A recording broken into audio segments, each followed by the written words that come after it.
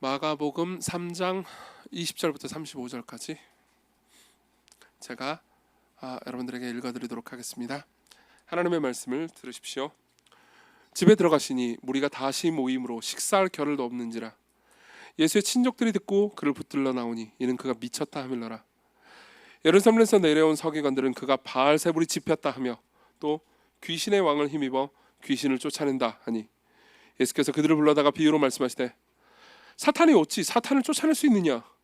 또 만일 나라가 스스로 분쟁하면 그 나라가 설 수 없고 만일 집이 스스로 분쟁하면 그 집이 설 수 없고 만일 사탄이 자기를 거슬러 일어나 분쟁하면 설 수 없고 망하느니라. 사람이 먼저 강한 자를 결박하지 않고는 그 강한 자의 집에 들어가서 세간을 강탈하지 못하리니 결박한 후에야 그 집을 강탈하리라. 내가 진실로 너희에게 이르노니 사람의 모든 죄와 모든 모독하는 일은 사심을 얻되 누구든지 성령을 모독하는 자는 영원히 사심을 얻지 못하고 영원한 죄가 되느니라 하시니 이는 그들이 말하기를 더러운 귀신이 들렸다 하밀러라. 그때 예수의 어머니와 동생들이 와서 밖에 서서 사람을 보내어 예수를 부르니 무리가 예수를 둘러 앉았다가 여짜오되 보소서 당신의 어머니와 동생들과 누이들이 밖에서 찾나이다. 대답하시되 누가 내 어머니며 동생들이냐 하시고 둘러 앉은 자들을 보시며 이르시되 내 어머니와 내 동생들을 보라. 누구든지 하나님의 뜻대로 행하는 자가 내 형제요 자매요 어머니이니라. 아멘. 오해받는 일을 경험해 보신 적이 있을 겁니다. 분명히요. 그리고 오해받는 일은 참 힘듭니다. 저도 삶에서 그러니까 제 의도가 달리 전달돼 가지고 사람들이 저를 오해할 때, 제 말을 오해할 때, 그리고 제가 한 행동들을 오해할 때 굉장히 힘들어합니다. 그리고 그걸 풀기 위해서 노력하다가 지치기도 하죠. 모두 마찬가지일 거라고 생각합니다. 저는 이제 가끔 가다가 에세이, 그러니까 SNS에서 유행한 에세이를 모으는 에세이집 같은 것들을 읽곤 합니다. 그러니까 뭐 제가 꼭 어려운 학문적인 두꺼운 책만 읽는 건 아닙니다. 근데 그런 것들을 읽을 땐 되게 재미있는 것들이 많습니다. 좀 몇 해 전에 좀 잘 팔렸던 베스트셀러 중에 이제 김다슬 작가라는 분이 쓴 이제는 오해하면 그대로 둔다라는 책이 있습니다. 제목부터 좀 뭔가 통쾌하지 않습니까? 이제는 오해하면 그대로 둔다. 그렇죠? 일부를 읽어드리죠. 이제는 오해하면 그대로 둔다. 예전엔 너무 억울해서 하나씩 따지고 바로잡기 바빴다. 굉장히 피곤한 소모성 일이더라. 더는 그러지 않는다. 무슨 일이든 나부터 믿고 나에게 제일 먼저 확인하는 진짜 내 사람이 있음을 안 이유로는 가만 보니 그저 그런 보잘것없는 인연이나 멋대로 오해하고 마음대로 떠들고 다니더군. 그런 사람은 부디 오해한 채 그대로 멀리 사라져 주길. 꽤나 통쾌하지 않습니까? 사라져 주길. 계속 오해해라 얘들아. 통쾌하기 때문에 저도 읽고 나서 와 진짜 이분 진짜 글 잘 쓰신다라는 생각도 했고요. 그리고 제 마음을 잘 대변한다라는 생각도 했습니다. 그거 다 일일이 풀고 앉아 있으면 너무 피곤하잖아요, 그죠? 하지만 그러니까 이분이 뭐 그것까지 의도하셨는지는 제가 알 수는 없지만 문제는 그렇게 간단하지는 않다는 겁니다, 그렇죠? 그러니까 이대로 인생이 다 풀릴 수 있다면 얼마나 편하겠습니까? 그래도 우리는 그러니까 오해를 해도 풀려고 노력해야 되는 관계들이 있음을 압니다.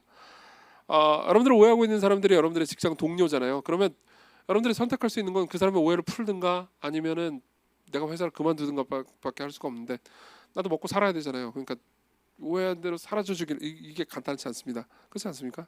그래서 뭐 동호회 회원이라면 내가 동호회를 그만두든지 그 사람이 사라지든지 혹은 오해를 풀든지밖에 없는데 그것도 쉽지가 않죠. 그러니까 이렇게 오해한 채 그대로 멀리 사라져 주기 이게 가능하지 않는 관계들이 너무 많다는 거예요.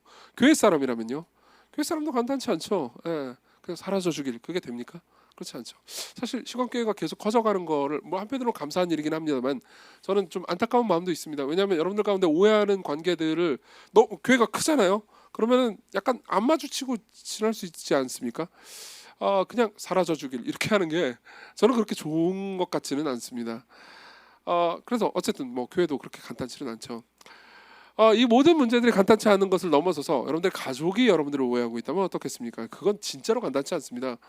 가족이 나를 오해하고 있으면 그건 사라져 주길 이렇게 하면서 끝낼 수가 없습니다. 그렇죠? 풀어야죠. 대화를 하고요. 힘들더라도요. 그리고 예수님도 오해를 많이 받으셨습니다. 우리가 읽은 본문은 예수께서 오해받으시는 장면을 그리고 있습니다. 그리고 예수님 입장에서 그러니까 예수님 입장에서 오해를 풀려고 노력하신 것이 저는 너무나 감사할 따름입니다. 왜냐하면 예수님 입장에서 오, 모든 인간들이 나를 오해하고 미워하고 있네. 그러면 사라져 주리. 그러면 모두가 지옥 가고 역사는 끝나는 거죠. 만일 그렇게 하셨다면, 그리스도께서 그렇게 하셨다면요, 저한테는 소망이 없었을 겁니다. 그리고 여러분들한테도 소망을 말할 수가 없었겠죠. 예수께서는 여기서 오해를 풀기 위해서 애쓰고 계시고요. 그리고 이 장면에서 우리는 그분이 오해를 풀기 위해서 애쓰시는 장면을 통해서 그분이 누구신지 알 수 있습니다. 그리고 그 결과 우리가 어떤 존재인지도 알 수 있게 되고, 그리고 그게 우리 삶에 어떤 영향을 미치는지도 생각해 볼 수 있게 됩니다. 그래서 저는요, 본문 전체를 근거로 해서 첫 번째로 그분의 가족들이, 그러니까 그분의 육체적인 가족들이, 혈연의 가족들이 있었습니다. 그 가족들이 이제 어떻게 그분을 오해했는지, 그리고 두 번째로는요, 그분의 대적자들, 특히 종교인들이었습니다. 종교인들이 어떻게 그분을 적대시하고 악의적으로 비난했는지를 말씀드리고요. 그리고 마지막으로 그분의 진짜 가족들 있잖아요. 그분의 진짜 가족들이 어떻게 예수 그리스도를 받아들였는지, 예수 그리스도께서는 그들을 위해서 무슨 일을 하셨는지에 대해서 말씀드리겠습니다. 먼저 예수님의 가족들 이야기를 한번 해보죠. 20절, 21절을 보겠습니다. 집에 들어가시니 무리가 다시 모임으로 식사 겨를도 없는지라. 예수님은 진짜 말 그대로 엄청난 인기를 구가하셨습니다. 그러니까 그분이 말씀을 하실 때마다, 그리고 병든 자를 고치시고 귀신을 쫓아낼 때마다 정말 많은 사람들이 예수님의 말씀을 듣고 그분을 따랐죠. 근데 바로 그 다음 절에 이런 말씀이 있습니다. 예수의 친족들이 듣고 그를 붙들러 나오니 이는 그가 미쳤다 하밀러라. 예수님의 친족들도 그를 듣고 미쳤다고 말합니다. 보십시오. 예수님의 친족들은 누가 있습니까? 일단 어머니가 있습니다. 그리고 아버지 요셉이 있죠. 요셉은 그러니까 혈연 관계는 아닙니다. 예수님은 동정녀의 몸에서 탄생하셨으니까요. 근데 어쨌든 요셉은 이때쯤 이미 죽었던 것 같습니다. 왜냐하면 여기에 언급이 없습니다. 뭐 언급이 없었다고 꼭 죽었겠냐 싶을 수 있겠지만, 당시 고대의 그 글쓰기에는 이런 방식으로 글을 쓴다면, 그러니까 이렇게 우회적으로 아버지가 죽었다는 걸 표현하는 것이라고 학자들은 이야기합니다. 그리고 사실 상식적으로 생각해도 그 자연스럽기도 합니다. 왜냐하면 이때 예수님의 나이는 아마 30세에서 31세, 32세 그 언저리 어느 때였을 겁니다. 정확하게는 잘 알 수가 없습니다. 근데 그렇게 치면은 아마 아버지 요셉의 나이는 50세가 다 되었을 겁니다. 혹은 50세 초반 혹은 50세 정도였을 겁니다. 그리고 지금이야 50세면 창창하죠. 근데 그때는 그러니까 평균 나이가 43세, 44세를 넘어가기 쉽지가 않았습니다. 최근에 팀 캐러 목사님이 지난주 토요일날 돌아가셨죠. 아직도 사실 거기에서 헤어나지 못하고 있어요. 저는. 근데 돌아가신 나이가 72세셨거든요. 지금 72세에 돌아가셨다 그러면 빨리 돌아가셨다고 보통 많은 분들이 이야기를 하잖아요. 삶을 굉장히, 그러니까 가혹하게 노동을 하면서 목회를 하면서 보내셨더라고요.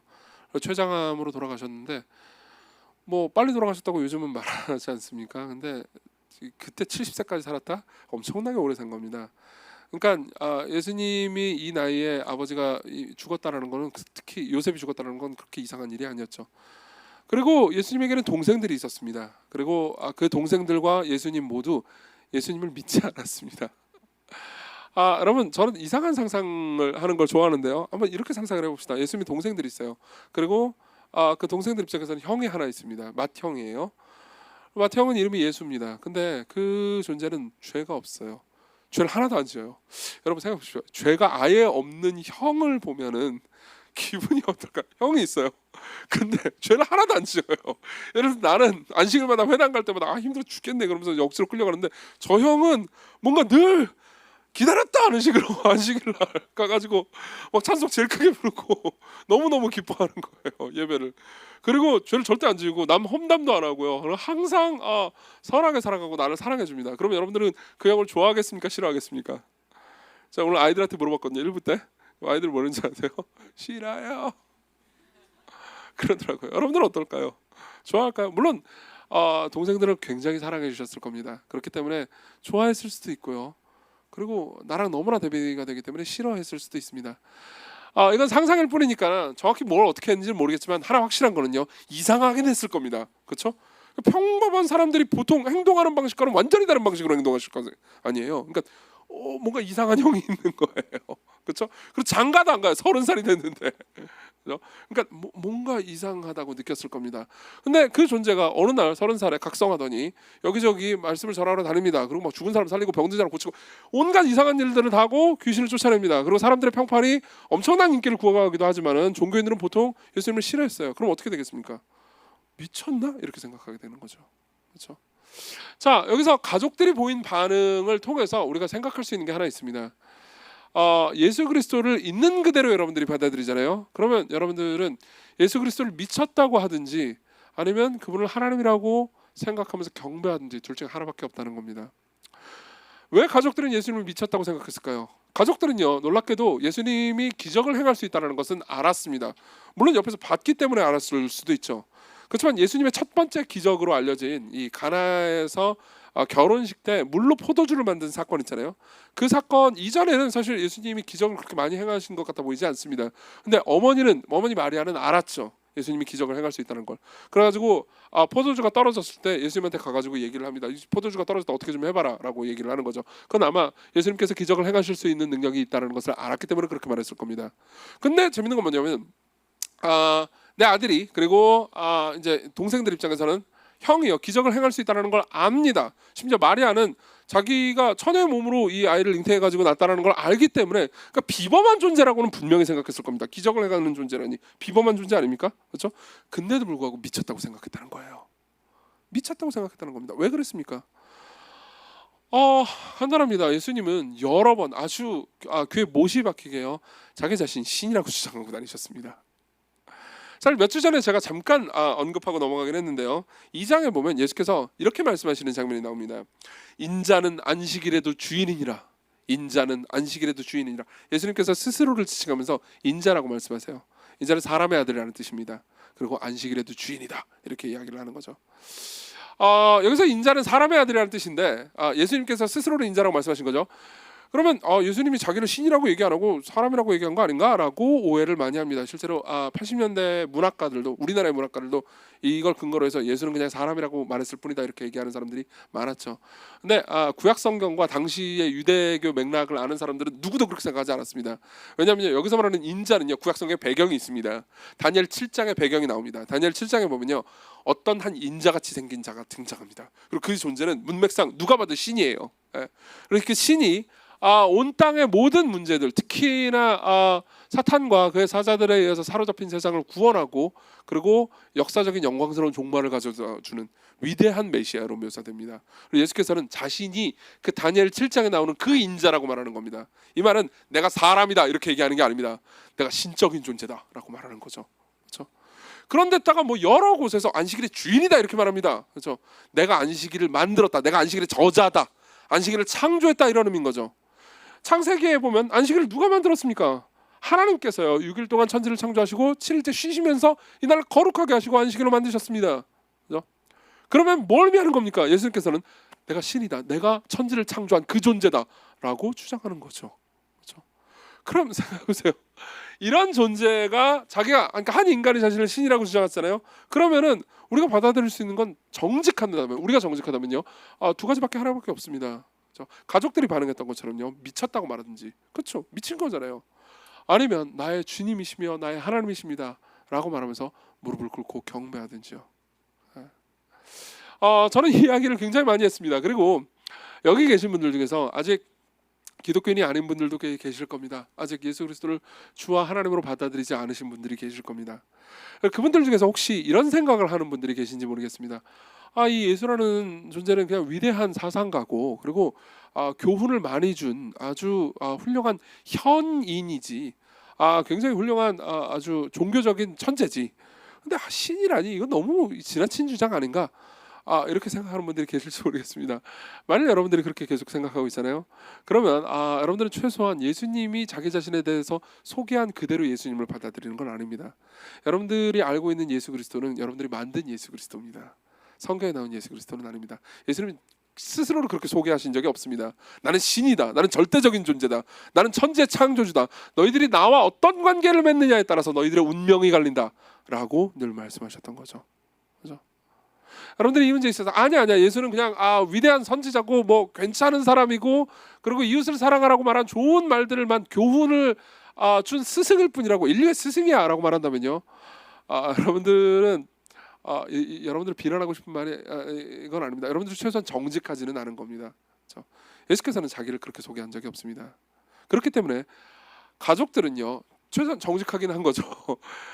자신의 형 그리고 자신의 아들을요 신으로 받아들일 수는 없었던 것 같습니다. 그래서 어떻게 받아들였습니까? 미친놈이라고 받아들인 거죠. 그죠? 자, 이 지점에서 제가 하나 이런 얘기를 더 해드리겠습니다. 물론 여기 계신 분들 중에서 대다수는요 기독교 신앙을 가지고 계신 분들일 겁니다. 그러니까 무슨 말이냐면 나는 당연히 하나님, 예수님이 하나님이라고 믿어요. 예수님 나의 주님이시면 나의 하나님이십니다 라고 얘기하는 분들이 많이 계시겠죠. 그런 분들은 뭐 나는 상관없는 얘기 아닌가요? 라고 생각할 수 있지만 제가 여러분들에게 반문하고 싶은 게 있습니다. 여러분들은 정말 예수 그리스도를 하나님이라고 생각하십니까? 물론 그렇게 믿으실 겁니다. 그렇지만 진짜로 그것을 받아들이십니까? 진짜 그분이 신이라면요 여러분들은 그분께 절대적으로 순종해야 됩니다. 그분은 절대적인 존재입니다. 그렇죠? 많은 사람들이요 예수님을 신이라고까지는 절대 말하지 않고, 그렇다고 미친놈이라고 하기에는 인류에 끼친 영향이 너무 많으니까 그냥 인류의 스승이고 교사고 훌륭한 모범을 보인 사람이다, 4대 성인 중에 한 명이다, 이렇게 말하는 데는 이유가 있습니다. 보세요, 그분이 그냥 4대 성인이잖아요. 그분이 그냥 훌륭한 스승이잖아요. 그러면은 그분은 내 삶을 그렇게까지 많이 변화시키지 않습니다. 그렇죠? 그냥 훌륭한 스승을 여러분들은 어떻게 소비하십니까? 옆에다 두고, 그렇죠? 좋은 말들을 잘 듣고 이게 좋은 말씀 많이 하시네. 그럼 적어놔야지. 내 삶에 적용해야지. 근데 이런 건 마음에 안 들어. 얘는 빠져. 나는 내 삶을 내 라이프 스타일을 이렇게 유지해야 되니까 너는 빠지고. 이건 완전히 통찰력 있는 말이야. 이건 적용. 여러분 모든 스승을 여러분들은 그렇게 소비하실 겁니다. 맞죠? 여러분들이 대학교의 교수님들을 생각해 보십시오. 여러분이 뭐 대학교 아니고 그 중고등학교 때나 여러분들이 만났던 선생님들이나 아니면 여러분들이 알고 있는 좋은 사람들 있잖아요. 아주 좋은 조언들을 많이 주는 멘토들 있잖아요. 여러분들은 그 사람들을 어떻게 소비하십니까? 어떻게 대하십니까? 그들의 말에 절대적으로 순종합니까?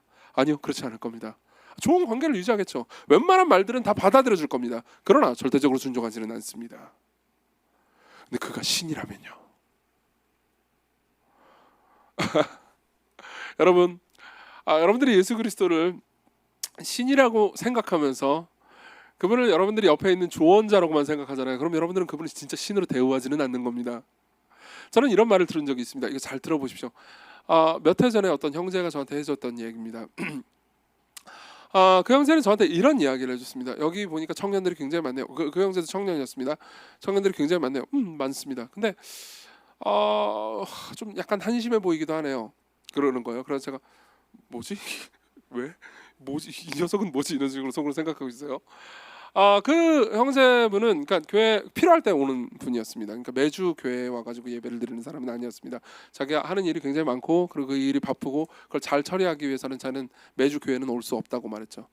그래가지고 제가 한심하다니 그게 무슨 말이죠? 라고 대답했습니다. 그래서 그분은 아니 젊을 때 해야 되는 일도 많고 지금 젊을 때 여러 가지 미래를 미리 준비해 놓지 않으면 사회에서 맨날 도태되고 뒤처질 텐데 아니 뭐 이렇게 할 게 없는지 왜 일요일 하루 종일 교회에 있죠? 좀 한심해 보여요 라고 얘기하는 거죠. 참고로 그 형제는 지금 일요일 하루 종일 계십니다. 여기 어딘가 계십니다. 찾지 마세요. 그렇게 얘기하더라고요. 그래서 제가 헐 뭐지? 무슨 이건 무슨 상황이지? 라고 생각을 했습니다. 그래서 제가 반문을 했습니다. 정말 예수님을 하나님이라고 생각하나요? 그분 어렸을 때부터 교회를 다녔고 기독교 신앙을 익숙하게 배웠었습니다. 교리 교육도 받았고요. 저는 예수님이 신이라고 생각합니다. 무슨 인류의 스승이니 그렇게 생각하지 않아요. 정말 신이라고 생각한다고요? 신의 정의가 뭐죠? 자, 생각해 보십시오. 내가 가지고 있는 여러 생각들이 있습니다. 내가 가지고 있는 나만의 윤리 규칙들이 있습니다. 나만의 코드들이 있어요. 근데 신이 나한테 명령을 했습니다. 그러면 내 코드를 부셔야 되는 겁니다. 내가 해야 되는 내 법칙들, 내 생각들을 부셔야 되는 겁니다. 그분이 신이라면요. 그렇죠? 근데 여러 조언들을 받아들이면서 이 말들은 괜찮고 이 말들은 도움이 되고 그러면서 나에게 적용을 하긴 하지만은 절대적인 존재를 생각하지 않잖아요. 그럼 결국은 누가 판단하는 거죠? 납니다. 내가 신인 거예요. 여러분 신의 자리에는 딱 한 분밖에 오를 수 없습니다. 나든지 아니면 예수님이든지요. 여러분들이 만일 여러분들의 삶을 잘 볼 때요, 여러분들의 최종 권위가 자기 자신이잖아요.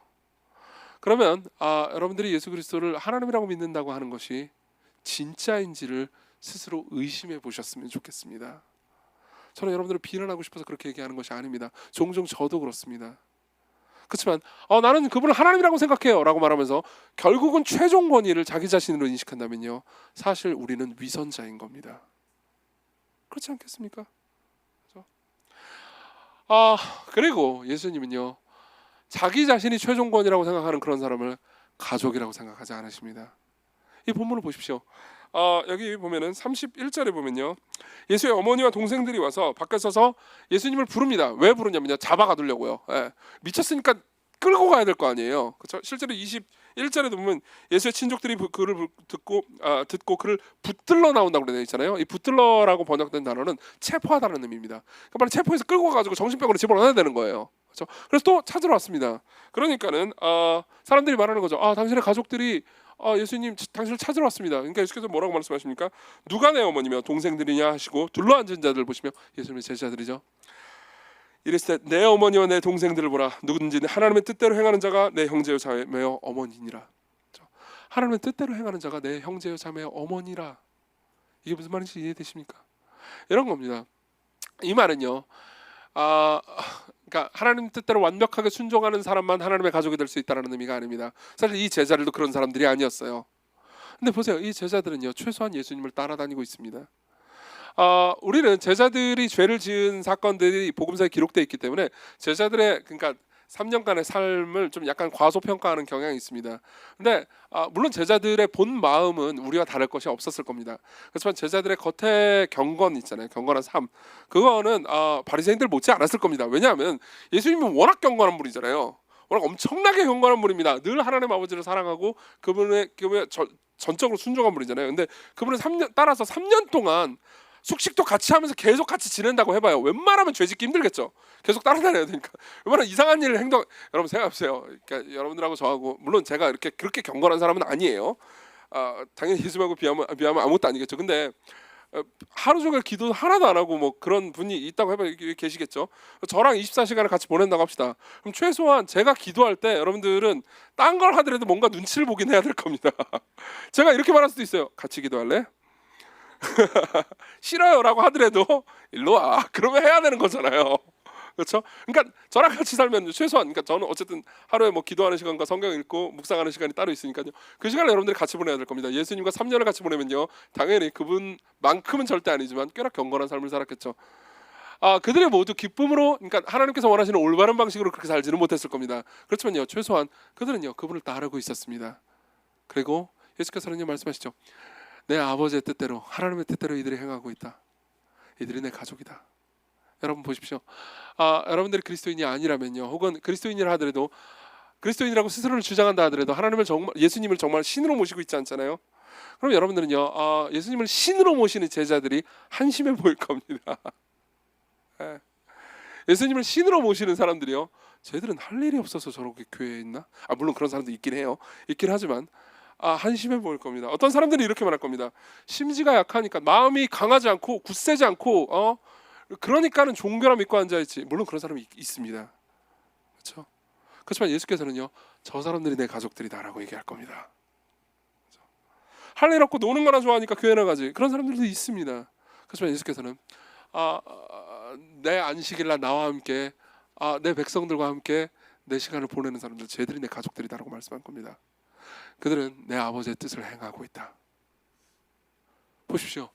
예수 그리스도가 신이라는 건요, 여러분들의 삶을 필연적으로 변화시킬 수밖에 없습니다. 여러분들은요, 그분을 신이라고 생각하지 않는 분들 중에 하나일지도 모릅니다. 그런 분들도 계시겠죠. 그렇죠? 혹은 그분을 미친놈이라고 말하는가, 그분을 저주하는 사람이라고 말할 수도 있습니다. 그럴 수도 있습니다. 그렇죠? 최소한 저는 이 두 부류 전부 다 위선자라고는 말하지 않겠습니다. 하지만 예수 그리스도를 하나님이고 주라고 말하면서 사실상 나의 삶의 주와 하나님이 자기 자신이라고 생각한다면요, 여러분들은 어쩔 수 없습니다. 결국 위선을 행하게 될 수밖에 없습니다. 여러분들은 어떤 존재입니까? 여러분들은 하나님의 뜻대로 살아가는 삶을 한심하게 여겨본 적은 없습니까? 여러분들은 정말 그분의 가족됨을 누리고 있습니까? 두 번째로 넘어가겠습니다. 예수님의 적대자들 이야기를 해보죠.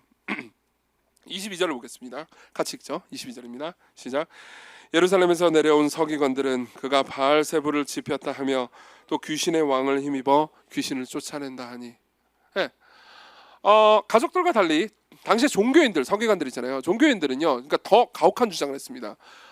저 예수가 저런 기적들을 행하는 거는 나도 인정할 수 있어. 그렇지만 그 이유는 사탄 들렸기 때문이야. 사탄이 그 안에 들어갔군.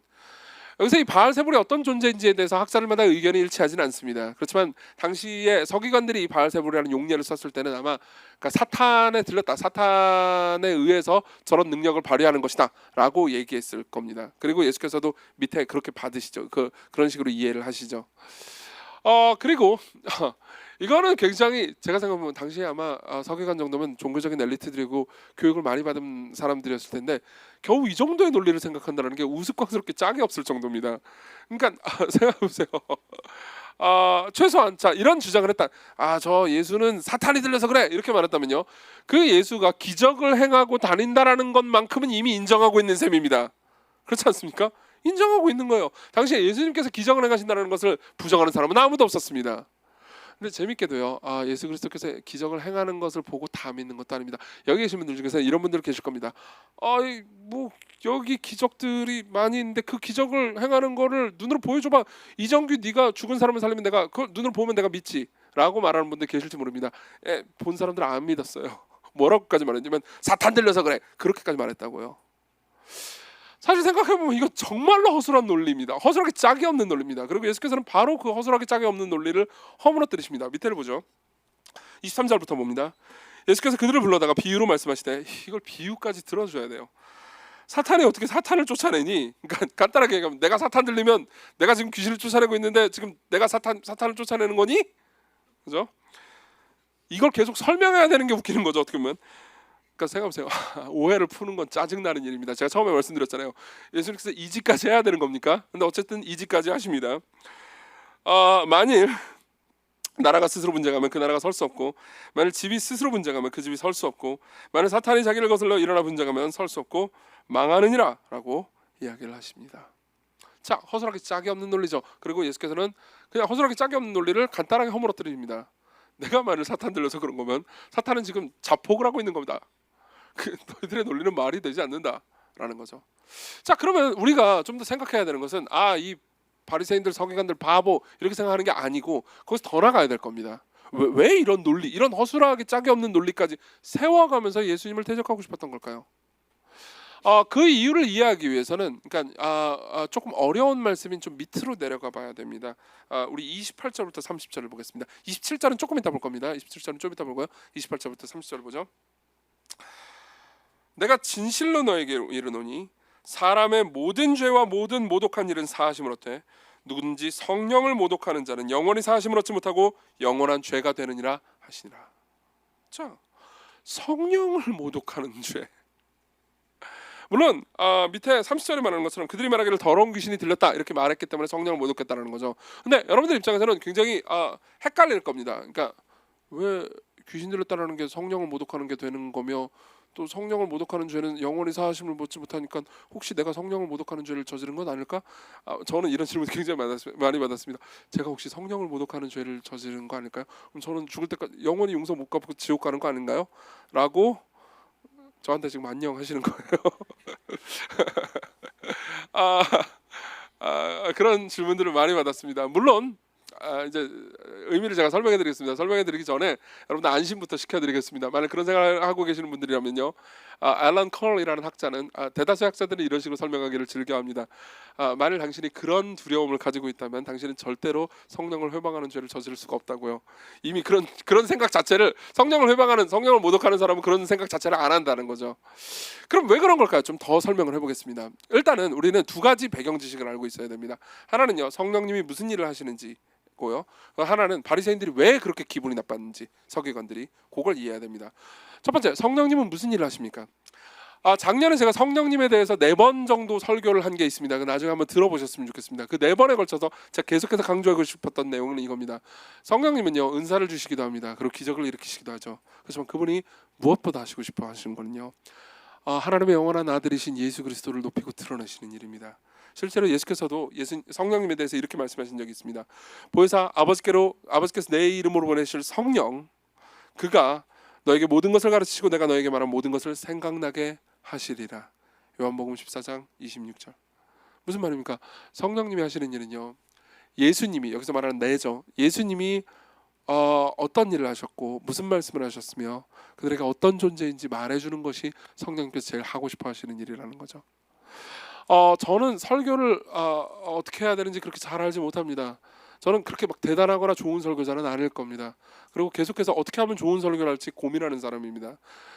그리고 사실은 어떻게 하면 여러분들에게 잘 설교할지에 대해서 아직도 갈피를 못 잡은 것 같은 느낌이 듭니다. 그렇지만 저는요, 어떻게 하면, 제가 뭘 하면 성령 하나님께서 기뻐하시고 좋아하실지는 압니다. 제가 강단에서 예수 그리스도를 높이면 됩니다. 제가 원하는 힘을 다해서 예수님을 높이고 그분을 자랑하잖아요. 그럼 성령님은요, 그 시간에 가장 기뻐하실 겁니다. 왜요? 성령님이 하시고 싶어 하는 일이 바로 그겁니다. 성령님은 자신의 아들을 즐거워하십니다. 아버지 아들, 성부 하나님의 아들을 즐거워하십니다. 그래서 사람들에게 예수님을 데리고 오시죠. 이렇게 언어적인 방식으로 일하진 않으시지만 예수님을 데리고 오십니다. 그래서 사람들에게 이분이 이 예수 그리스도가 너희들의 구원자고 너희들의 소망이고 너희들의 안식이다. 너희들이 가지고 있는 모든 문제는 다 이분이 해결해 줄 수 있다. 이분을 왕과 주와 하나님으로 섬기렴. 이게 성령님이 하시는 일입니다. 그리고 실제로 예수께서 이 땅에 사시면서 모든 기적들을 행하셨잖아요. 물론 예수님 자신도 하나님이셨기 때문에 그런 기적을 행하실 능력이 있었지만 그분은 항상 성령님을 의존하셨습니다. 성령님을 신뢰하셨습니다. 그래서 그분이 한 모든 기적들은요, 성령님께서 능력을 주셔서 행하는 기적이었죠. 그렇죠? 그런데 그런 상황에서 보세요. 이렇게 말한다고 합시다. 바리새인이요, 어떤 한 서기관이 무슨 말이에요? 나는 그걸 받아들이지 않아요. 나는 저 의사가 의사라고 생각하지 않아요. 살인자라고 생각해요. 제가 여러분들 어떤 병을 앓고 있고요, 제가 여러분들에게 좋은 의사를 데리고 왔습니다. 근데 저한테 여러분들이 이렇게 말하는 거예요. 저 메스 든 거, 저 칼 보니까 저거 살인자래. 저 절대 의사 아니야. 나 싫어. 그럼 어떻게 되는 거죠? 여러분들은 고침받을 수 없습니다. 여러분들은 절대 고침받을 수 없습니다.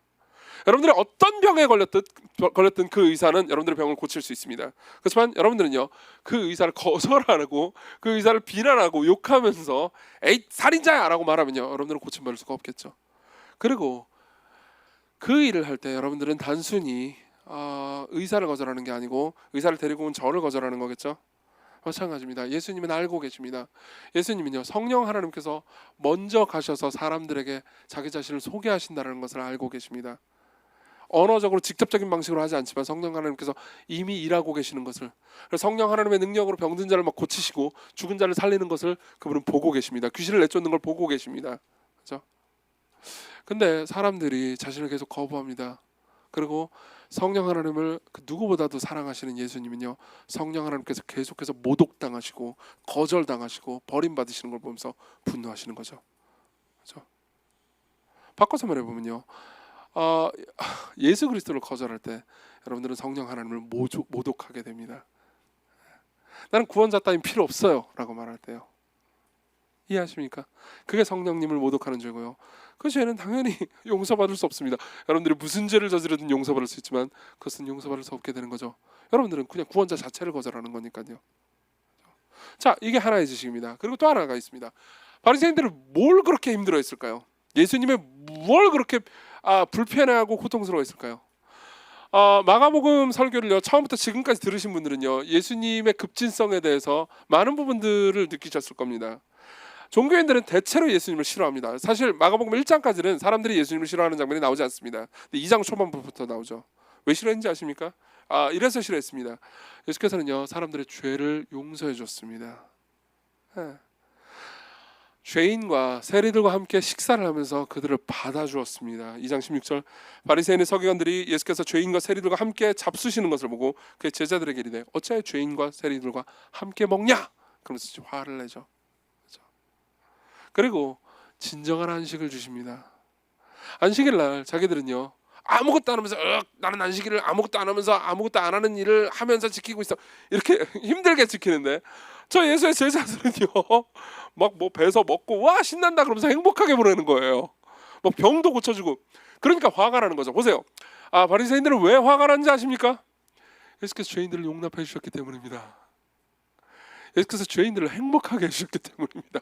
안식일을 회복해서 그들을 행복하게 만들었기 때문입니다. 보세요. 자신들은 행복하지 않습니다. 자신들은 도덕적이고 윤리적으로 열심히 공로를 세우면서 삶을 살아갔습니다. 근데 평생 죄만 짓고 문제만 저지르고 도덕적으로 나쁜 일을 했던 저런 사람들이 용납받았대요. 저런 사람들이 하나님의 사랑 안에 있답니다. 저런 사람들이 행복하답니다. 기뻐하고 있어요. 용납할 수 없는 거죠. 그래서 화가 난 겁니다. 이해하십니까? 자, 여기서 우리는요, 예수 그리스도를 대적하는 사람들이 예수 그리스도의 원수들이 어떤 방식으로 행동하는지를 알 수 있습니다. 그들이 예수님을 싫어하는 가장 큰 이유는 예수님이 누구나 환영하시기 때문입니다. 죄인들을 환영하시기 때문입니다. 실제로 성경에는 이런 이야기로 가득합니다. 여러분들이 누가복음 15장의 이야기를 오늘 연초에 한번 설교를 했죠. 두 아들과 한 아버지 이야기를 아신다면요, 형이요 분노한 이유는 아버지의 재산을 가지고 다 허랑방탕하면서 날려버린 동생을요, 아버지가 조건 없이 사랑으로 받아줬기 때문입니다. 아버지가 조건 없이 죄인에게 용납을 주실 때, 그를 안아주시고 그에게 모든 지위를 회복시켜 주시고 사랑해 주실 때 형은 어땠습니까? 분노합니다. 형을 분노하게 한 이유는 뭐죠? 은혜죠. 하나님의 은혜요. 예수 그리스도께서 사람들에게 은혜를 베푸시는 걸 보고 서기관들은 화가 났죠. 그래서 서기관들은 생각합니다. 나는 내가 하나님의 자녀로 혹은 내가 하나님의 가족으로 입양될 충분한 조건과 자격을 갖췄어. 나는 많은 선한 행동을 했다고. 그렇죠. 저놈들은 문제가 있는 놈들이잖아. 왜 저들이 기뻐하지? 여러분 생각해 보시죠. 여러분들이 오랫동안 기독교인으로 산 분들이 계시다면요, 이걸 스스로에게 한번 진정으로 물어봐 주셨으면 좋겠습니다. 여러분 혹시 누군가 삶을 방탕하게 살고 문제가 있고 살고 내가 볼 때 별로인 삶을 살아가는 사람이 갑자기 은혜 받았다고, 그리고 너무 하나님이 기쁘다고, 하나님께서 나를 용서하시고 사랑해 주신다는 이야기를 들으면 열받은 적이 있지 않습니까? 혹시 그런 적이 없나요?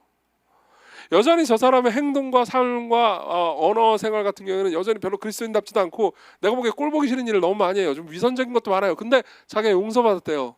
자기가 하나님께서 자기를 사랑한다는 걸 이제 확신하고 기쁘대요. 그럼 꼴보기 싫은 적이 없습니까? 여러분들이 그 감정을 안다면 여러분들은 이 서기관들의 감정도 아는 겁니다. 마지막으로 넘어가죠. 그러면 예수님의 진정한 가족들은 어떤 식으로 예수님을 받아들였을까요? 바꿔서 얘기하자면요, 예수께서는 진정한 가족들을 누구로 초청하시며 그들을 위해서 무슨 일을 하셨습니까? 보십시오. 바리새인들과 예수님의 혈연적 가족들 있잖아요. 그렇죠? 양쪽 모두 자신이야말로 어쩌면요 예수님의 가족이라고 생각했을 겁니다. 혈연적 가족들은 당연히 자기가 혈연으로 가족이니까 가족이라고 생각했겠죠. 바리새인들과 서기관들은 예수님의 가족이라고 생각 안 했을 거예요. 근데 하나님이 자기들을 예뻐하신다, 특별히 더 예뻐하신다고는 생각했겠죠. 그렇죠? 근데 예수께서는 신이신 그분은요, 모여있는 12제자와 예수님을 따라다니는 죄인과 세리들 있잖아요. 그 사람들을 보면서, 이 루저들을 보면서요, 이들이 내 가족들이라고 말씀하십니다. 다시 한번 읽어드리죠.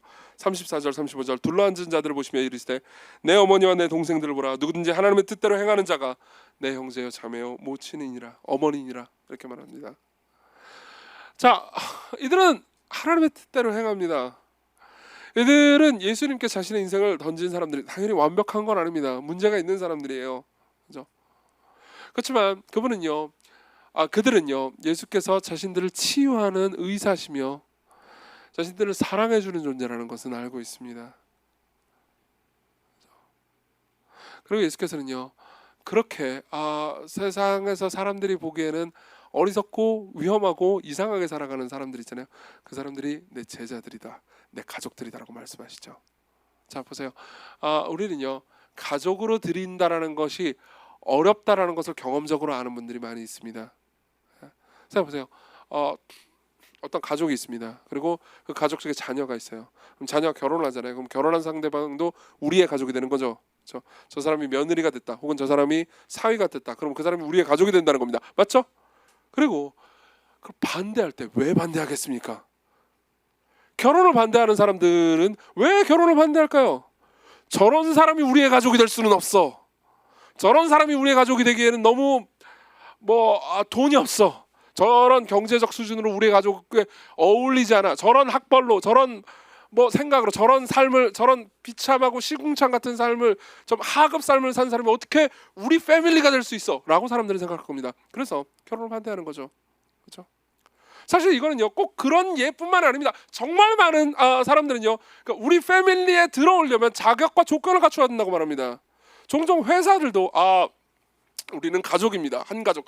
우리면서 한 목표를 가서 이런 얘기 하잖아요. 회사에서도 그런 얘기 하지 않습니까? 근데 그 회사로 들어가려면요, 입사 신호를 잘 치러야 됩니다. 너는 우리의 가족이 될 수 없어. 하다못해요, 조직 폭력배도요, 우리 패밀리에 들어오려면 어느 정도 자격은 갖춰야 되겠죠. 그렇죠? 네, 맞습니다. 하나님의 가족이 되려면요, 성부와 성자와 성령 하나님의 사랑의 한 하나님인 그 가족으로 입양되려면 여러분들 어떻게 해야 되겠습니까? 저와 여러분들 같은 사람이 그 가족이 될 수 있겠습니까? 예수께서는요, 저와 여러분들과 다르지 않은, 하나도 다르지 않은 사람들, 당시의 루저들, 세리들, 죄인들, 그런 사람들을 보면서 이들이 내 가족들이다, 이들이 내 아버지의 뜻대로 행하는 사람들이다 라고 말씀하십니다. 네. 그들의 특성이 있습니다.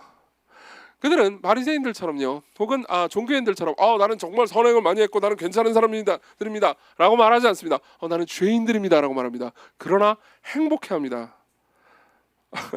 종교인들은 나는 모든 걸 다 행하고 있어, 그렇지만 행복해하지 않습니다. 그렇지만 이 사람들은요, 나는 죄인입니다 라고 말하지만 행복해합니다. 그리고 나는 하나님의 뜻에 절대적으로 순종해야 합니다 라고 말합니다. 그렇지만 거기에 압제당한다고 느끼지 않습니다. 오히려 자유를 느끼죠. 내가 하나님의 뜻대로 순종하지 못할 때 슬퍼하면서 회개합니다. 그리고 하나님의 뜻대로 순종할 때 감사해야죠. 여러분, 이들이 하나님의 가족의 특징입니다. 이런 것들이 하나님의 가족들이 가지고 있는 특징입니다. 제가 여러분들에게 묻고 싶은 건 이겁니다. 여러분들이 이것을 알고 계십니까? 이 감각을 여러분들은 누리고 계십니까? 여러분들은 정말로 하나님의 가족됨을 경험하고 계십니까?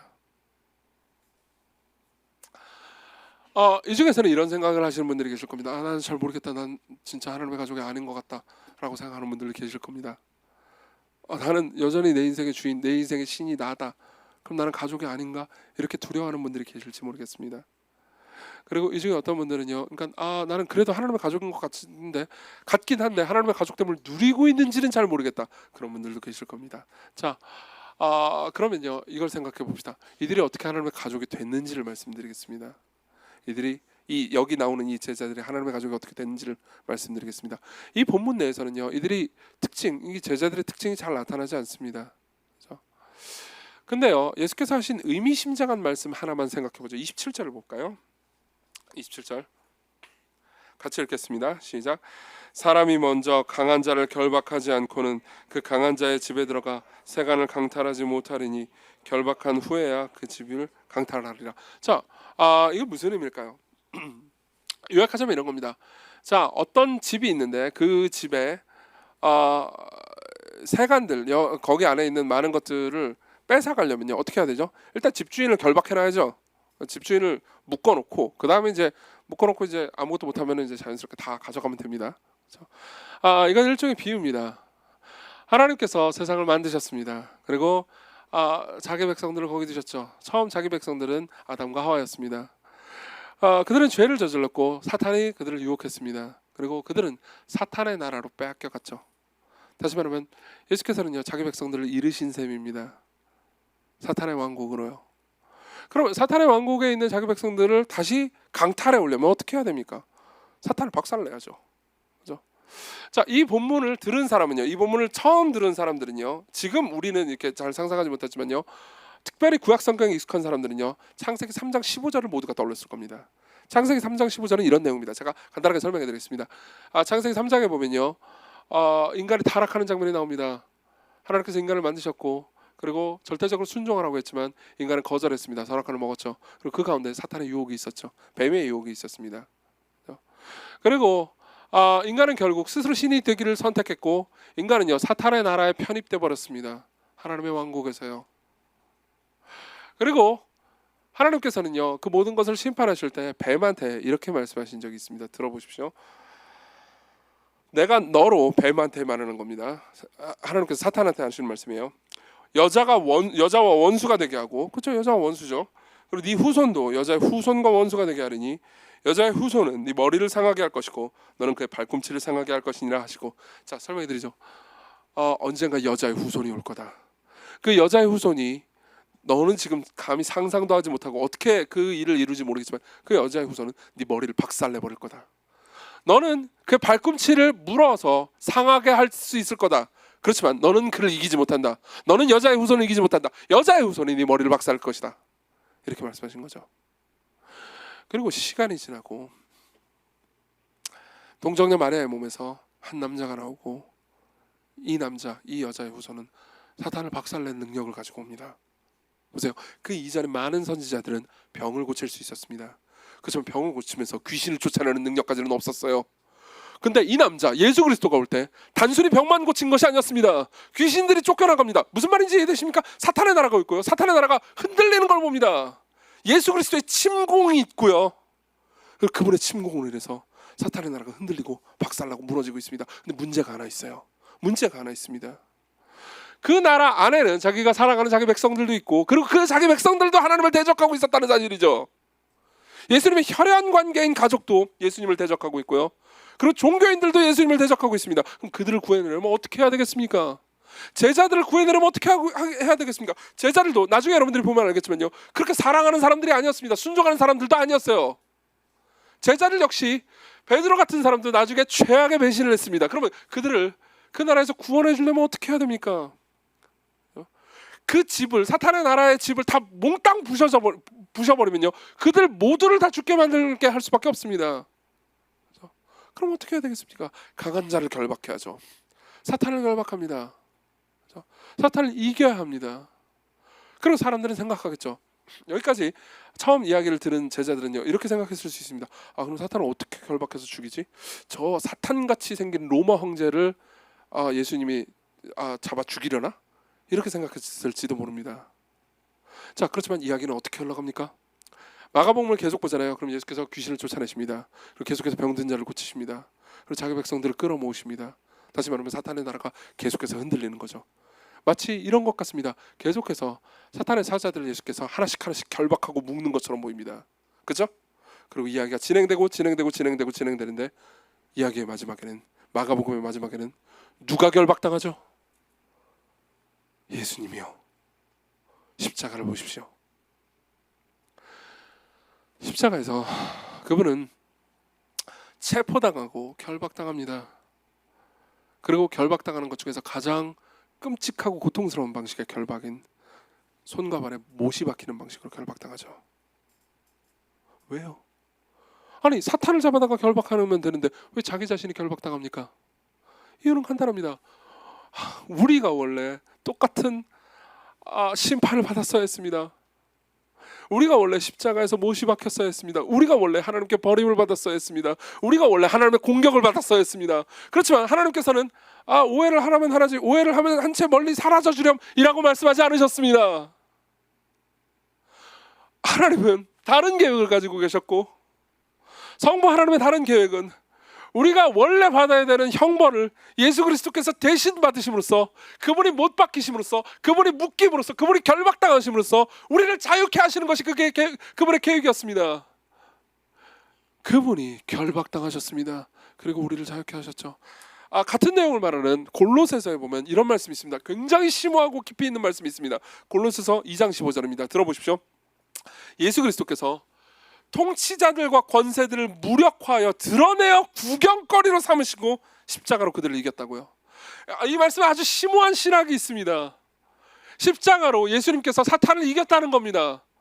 근데 어떻게 하면서 이겼다는 거죠? 드러내서 구경거리로 삼으셨다고 말합니다. 근데 보세요. 십자가를 한번 깊이 생각해 보십시오. 십자가에서 드러내서 구경거리가 된 존재는 누구죠? 사탄인가요? 아니요. 예수님이죠. 예수님이 발가벗겨 주셨습니다. 예수님이 온통 아무것도 가지지 못한 채 구경거리가 되셨습니다. 온갖 창피를 당하셨습니다. 그게 어떻게 승리가 될 수 있습니까? 그분이 구경거리가 된 것이, 그분이 십자가에 못 박혀서 결박당한 것이 어떻게 그분의 승리일 수 있습니까? 간단합니다. 우리가 당해야 되는 것을 그분이 대신 당하심으로써, 우리가 당해야 될 모든 고통을 그분이 대신 당함으로써 우리를 자유케 하셨습니다. 그리고 자유케 된 우리를요, 자기의 백성으로 끌어들이는 거죠. 그래서 그분은요, 그 사탄의 나라를요 무너뜨리신 겁니다. 이해하십니까? 그리고 말씀하시는 거죠. 너희들은 나를 반역했지만 이제 너희들은 내 제자다, 내 자녀, 내 사랑하는 동생들이다, 내 가족이다. 너희들은 내 사랑하는 아버지가 나에게 주는 사랑만큼이나 기쁜 사랑을 내 사랑하는 아버지로부터 받을 수 있다. 너는 내 패밀리다. 아까 제가 이런 말씀드렸잖아요. 그죠? 어느 유수한 집안에 돈도 많고 학벌도 좋고 좋은 집안에요, 장가를 가거나 결혼을 하는 거는요, 시집을 가는 거는요 어려운 일입니다. 그들은 이렇게 말하지 모릅니다. 우리 집안에 너 같은 동생이 올 수 없어 라고 말하지 모릅니다. 여러분 생각해 보십시오. 온 우주에서 가장 좋은 집안이 어디입니까? 온 우주에서 가장 위대하고 아름다운 집안이 어디입니까? 하나님의 나라입니다. 성삼위일체와 그분의 천사들과 그분의 가족들이, 그분의 성도들이 그 누구도 그 순결함과 위대함과 아름다움에 미치지 못합니다. 어떻게 그런 가족으로 입양될 수 있습니까? 그분은요 자격과 조건을 갖추라고 말씀하지 않으십니다. 내가 너희들의 자격과 조건이 되었다. 너희들은 그냥 내 가족들이다.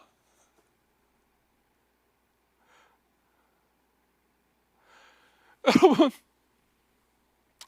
이게 그리스도인들이 누리는 기쁨이라는 걸 혹시 알고 계십니까? 그리스도인들은 그리스도 안에서 자신이 하나님의 가족이라는 것 때문에 엄청난 담대함과 용기와 기쁨을 가지고 있습니다. 여러분들은 그것을 가지고 있습니까?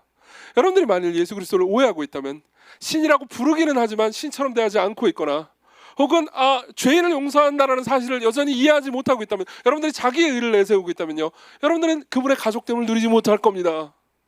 그분이 여러분들을 가족으로 얼마나 사랑하시는지 전혀 경험하지 못할 겁니다.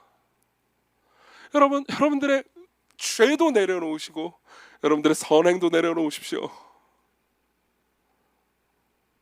조건 없이 여러분들을 찾으시는 그분의 사랑 안으로 들어가십시오. 적용을 해드리겠습니다. 두 가지 얘기만 해드리죠. 첫 번째입니다. 구체적으로 뭘 해야 될지 모르겠다면 기도하십시오. 여러분들 중에서 기도하는 습관이 아직도 잘 돼 있지 않는 분들은 매일 시간을 떼어놓고 기도하십시오. 기도를 하면서 필요한 것을 구하십시오. 그리고 그리스도 안에서 하나님께 나아가십시오. 예수 그리스도를 의지하면서 아버지여 나를 용서해 주시고 나에게 필요한 것들을 공급해 주시고 나와 함께 해 주십시오라고 기도하십시오. 그럼 그분은요 여러분들을 들으실 겁니다. 제가 지난 주간에 아침에 새벽에 기도하면서요 굉장히 은혜 받았던 말씀이 하나 있습니다. 저는 이 문장이 저를 막 뒤흔들었습니다. 옛날에는 이해하지 못했던 문장인데 이제 이해할 수 있게 됐어요. 시편에 보면요, 저 기도가 잘 안 될 때 시편을 가지고 기도하거든요. 근데 시편 46편에 보면 이런 말씀이 있습니다. 들어보세요. 하나님이 그 성 중에 계심에 그 성이 흔들리지 아니할 것이라. 그러면서 이렇게 말하죠. 새벽에 하나님이 도우시리로다. 새벽에 하나님이 도우신대요. 그리고 마침 그때 저는 새벽이었습니다. 그래서 처음 생각했죠. 지금 도우시려나? 근데요, 저는요 옛날에는 그때 깊이 묵상을 하면서 이걸 알게 됐습니다. 저는 옛날에는요 이 말이요, 그러니까 하나님께서는 새벽 기도 많이 나오라는 이야기로 생각했었습니다. 이 게으름뱅이들아, 너희들은 맨날 늦잠만 자고 밤에 넷플릭스보다 그때 하는 기도는 안 들어주겠다. 넷플릭스 쳐보지 말고 게임하지 말고 일찍 자라. 그리고 새벽 기도를 나와라. 그럼 들어주지. 저는 옛날에 이런 식으로 생각했습니다. 근데 그런 의미가 아니라는 걸 알게 됐어요. 보세요. 이걸 가장 잘 설명해주는 문장을 하나 읽어드리죠. 팀 켈러 목사님 말입니다. 들어보세요. 새벽 3시에 감히 왕을 깨워 물을 달라고 요구할 수 있는 사람은 왕의 자녀뿐입니다. 그렇죠. 신하가 감히 새벽 3시에 왕이여 물 내놔 그러면 너 뭐가지? 그렇잖아요. 우리는 우리 하나님과 그러한 관계를 누리고 있습니다. 저는 이 새벽에 하나님이 도우신다라는 말씀이 완전히 다르게 보이기 시작했습니다. 보세요. 새벽에 그분은 말씀하시는 겁니다. 나는 언제든지 대기되어 있단다. 나는 너희들을 단순히 거래 대상으로 보지 않는단다. 내 아들, 영원한 내 아들 예수 그리스도 안에서 너희들은 예수 그리스도, 내 영원한 내 아들이 나에게 요구하듯 나에게 요구할 수 있단다. 그 새벽이든 밤늦게든 낮이든 그 어느 때든 상관이 없다. 내게로 오라. 이런 의미입니다. 여러분, 그리스도의 이름으로, 예수 그리스도의 이름으로 그분의 자격을 가지고 하나님께 나아가십시오. 계속해서 매일같이 기도하는 습관을 기르십시오. 그리고 계속해서 여러분들이 하나님의 가족됨을 누릴 수 있게 해달라고, 그분의 사랑 안에 거하게 해달라고 기도하십시오. 이게 첫 번째입니다. 두 번째로 넘어가죠. 두 번째는요, 그분의 가족답게 살아가십시오. 여러분들이 그분의 가족으로 입양된다는 것을 더 깊이 알고 누린다면 그리스도께서 여러분들을 위해서 하신 일을 더 사랑하고 기뻐하게 되잖아요. 그럼 여러분들은 즐거이 그분께 순종하고 싶어질 겁니다. 이 이야기 전체의 결말을 일종의 보너스인데요, 얘기해드리고 마치려고 합니다. 예수님의 가족들 있잖아요. 혈연 가족들이요. 그죠? 혈연 가족들, 어머니가 있고요. 그리고 동생들이 있었죠. 이 동생들은, 그리고 예수님의 어머니는요, 이때 예수님 미쳤다고 했습니다. 자기 형인데 그냥 미친놈이라고 그런 거예요. 나중에 어떻게 됐을까요? 나중에 이들은 예수님의 진짜 가족이 됩니다. 모두가 예수 그리스도를 나의 주시여 나의 하나님이십니다 라고 믿게 되죠. 그 중에는 예수님의 동생 중에 야고보라는 사람도 있었습니다. 여러분들이 성경을 본다면 야고보서가 있고요. 야고보서를 쓴 사람이 야고보죠.